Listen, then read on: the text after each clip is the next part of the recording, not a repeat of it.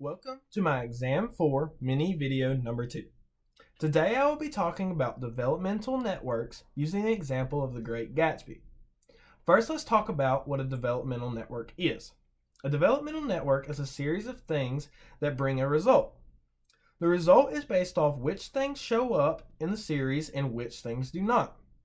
Now let's move on to the example that involves characters from the Great Gatsby. In the Great Gatsby, we have a multitude of characters, including Nick, Daisy, Tom, and Gatsby. The backstory is that Daisy and Gatsby fell in love when they were young. But Gatsby had to go to war, so Daisy was left to wait on him. While she waited, a young rich man named Tom asked Daisy to marry him, and she said yes.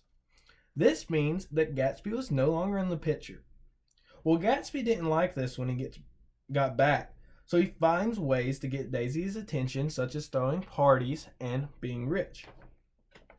The best way he realizes is through Nick, her cousin, who lives next door. He uses Nick to find Daisy and tries to reunite with her. But Tom, being her husband, is a problem and ends up killing Gatsby in the end. Thus leading us to the developmental network stating that Nick stimulates Daisy, Daisy stimulates Tom, and Tom blocks Gatsby. So, you may be asking, what if there are mutants?